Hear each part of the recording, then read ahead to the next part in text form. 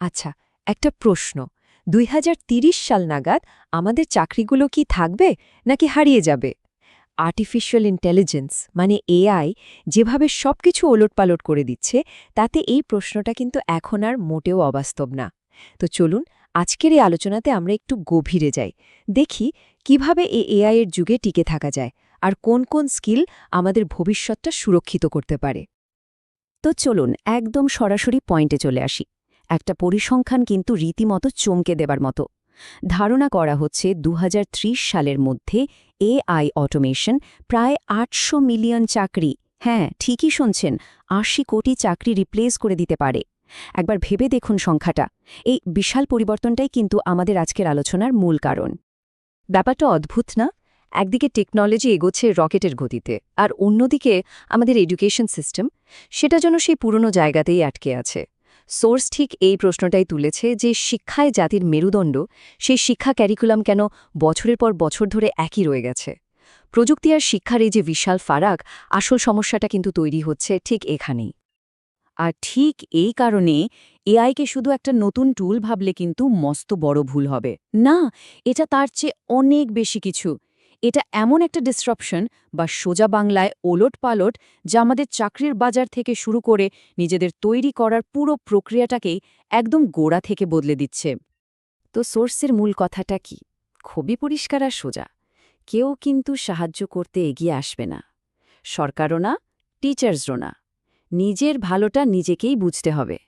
মানে এই নতুন যুগে টিকে থাকার দায়িত্বটা কিন্তু সম্পূর্ণ আমাদের নিজেদের কাঁধে। আর পার্সোনাল রেসপন্সিবিলিটি বা ব্যক্তিগত উদ্যোগ, এটাই একমাত্র বাঁচার পথ। আর এই দায়িত্বটা ঠিকভাবে নিতে গেলে সবচেয়ে আগে যেটা দরকার সেটা হলো মাইন্ডসেটের একটা বড় পরিবর্তন।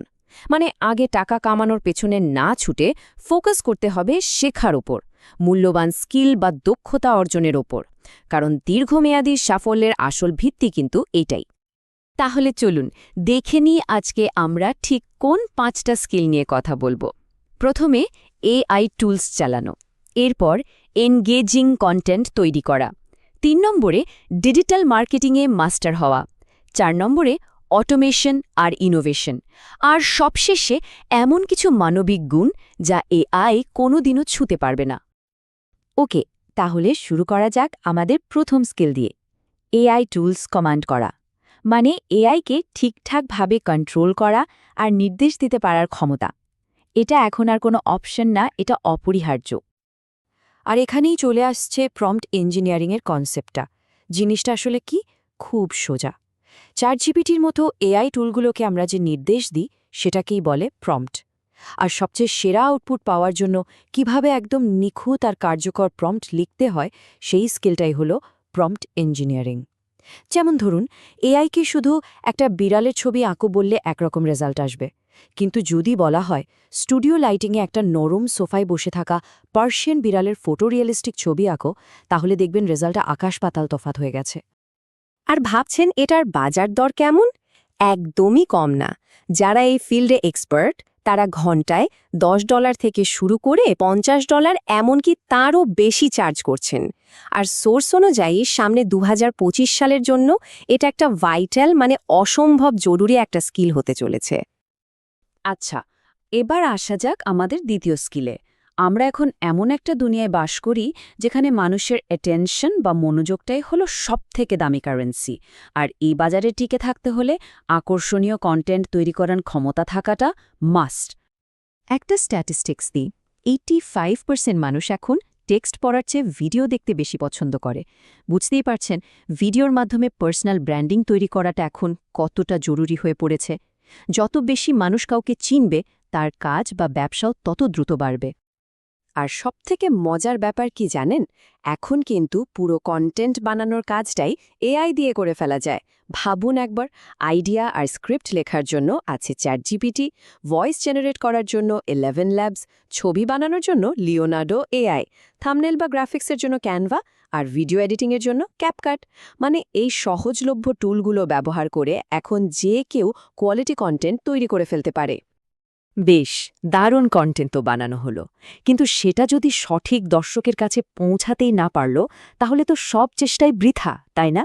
আর ঠিক এখানেই চলে আসছে আমাদের 3 নম্বর স্কিল, ডিজিটাল মার্কেটিংয়ের দক্ষতা। আগেকার দিনের মার্কেটিং কেমন ছিল ভাবুন তো একবার। বড় বড় বিলবোর্ড, টিভির বিজ্ঞাপন, এগুলো সবার কাছে পৌঁছাতো ঠিকই, কিন্তু আসলে কার কাছে পৌঁছানো দরকার সেটা টার্গেট করতে পারতো না। আর এখনকার ডিজিটাল মার্কেটিং হলো লেজার শার্প, মানে এর মাধ্যমে একদম সঠিক সময়ে সঠিক প্রোডাক্টটা ঠিক সেই মানুষটার কাছে পৌঁছে দেওয়া যায় যার ওটা দরকার। দেখুন, ডিজিটাল মার্কেটিং কিন্তু একটা বিশাল বড় জগৎ। সোর্সের পরামর্শটা খুব কাজের। সব বিষয়ে অল্প অল্প জানার থেকে যে কোনো একটা নির্দিষ্ট বিষয়ে এক্সপার্ট হওয়া অনেক বেশি জরুরি। যেমন ধরুন এসইও, মানে সার্চ ইঞ্জিন অপটিমাইজেশন, যাতে মানুষ গুগলে সার্চ করলেই সহজে খুঁজে পায়। অথবা হতে পারে ফেসবুক অ্যাডস। যে কোনো একটাতে মাস্টার হয়ে গেলে এই কম্পিটিটিভ মার্কেটে টিকে থাকাটা অনেক সহজ হয়ে যায়। চলুন এবার আমরা আমাদের 4 এবং 5 নম্বর স্কিলের দিকে চাই। এই দুটো স্কিল কিন্তু একে অপরের সঙ্গে খুব ঘনিষ্ঠভাবে জড়িত, অটোমেশন আর ইনোভেশন। চলুন দেখি কিভাবে এআই ব্যবহার করে কাজকে অটোমেটিক করে তোলা যায় আর সেখান থেকে নতুন ব্যবসার সুযোগ তৈরি করা যায়। এআই অটোমেশন জিনিসটা কি? সোজা কথায় এমন একটা সিস্টেম বানানো যেখানে রিপিটেটিভ কাজগুলো, মানে যে কাজগুলো বারবার করতে হয়, সেগুলো এআই নিজেই সামলে নেবে। যেমন ধরুন ইমেলের রিপ্লাই দেওয়া বা ডেটা এন্ট্রি করা। মানুষ কাজ করতে করতে টায়ার্ড হয়ে যায়, ভুল করে, কিন্তু এআই সে কখনো ক্লান্ত হয় না, আর তার ভুলের আশঙ্কাও প্রায় শূন্য। আর এই অটোমেশনের পাওয়ার ব্যবহার করে কিন্তু একটা ব্যবসা দাঁড় করানো এখন আগের থেকে অনেক সহজ। ভাবুন, মার্কেটে কোথায় গ্যাপ আছে সেই আইডিয়াটা বের করতে সাহায্য করবে চ্যাটজিপিটি। এরপর পুরো বিজনেস প্ল্যানটা তৈরি করতেও তার সাহায্য নেওয়া যায়। আর শেষে বিজনেসের দিনের পর দিনের কাজগুলো চালানোর জন্য তো নানা রকম এআই টুলস আছেই। এতক্ষণ তো অনেক কথা হলো এআই টুলস আর সিস্টেম নিয়ে, কিন্তু দিনের শেষে আমাদের সবথেকে বড় শক্তিটা কিন্তু কোনো টেকনোলজি নয়, সেটা আমাদের ভেতরেই আছে। চলুন এখন সেই সব মানবিক গুণ নিয়ে কথা বলি যেগুলোকে এআই কোনোদিনও কপি বা রিপ্লেস করতে পারবে না। সোর্স অনুযায়ী এর 3টে মূল ভিত্তি আছে। 1, সেলফ এডুকেশন, মানে নিজে থেকে শেখা, বিশেষ করে বই পড়া, যা আমাদের বিশ্বাসের ভিতকে শক্ত করে আর নতুন নতুন আইডিয়ার জন্ম দেয়। 2, ফিজিক্যাল ফিটনেস বা শারীরিক সুস্থতা, কারণ শরীর ঠিক না থাকলে কিছুই ঠিক থাকে না, আর এটা আত্মবিশ্বাসও বাড়ায়। আর 3 নম্বর, নেটওয়ার্কিং ও পাবলিক স্পিকিং। দেখুন, এআই তথ্য দিতে পারবে, কিন্তু হাজার হাজার মানুষকে অনুপ্রাণিত করা, মোটিভেট করা, এই ক্ষমতাটা শুধু মানুষেরই আছে। মানুষের সাথে কানেক্ট করা, একটা শক্তিশালী প্রফেশনাল নেটওয়ার্ক তৈরি করা, এটার গুরুত্ব আসলে বলে শেষ করা যাবে না। কারণ দিন শেষে বড় সুযোগগুলো কিন্তু মানুষের হাত ধরেই আসে। একটা খুব চালু কথা আছে, your network is your net worth, মানে আমাদের নেটওয়ার্কটাই আমাদের আসল সম্পদ। তাহলে শেষ কথা একটাই, কাল থেকে শুরু করব এই ভাবনাটা মাথা থেকে একদম ঝেড়ে ফেলতে হবে। কারণ ভবিষ্যৎ কারো জন্য বসে থাকে না। নিজের ভবিষ্যৎটা ভালো করে গড়ার জন্য সেরা সময়টা কিন্তু কাল না, সেরা সময়টা হলো এখন, ঠিক এই মুহূর্তটা।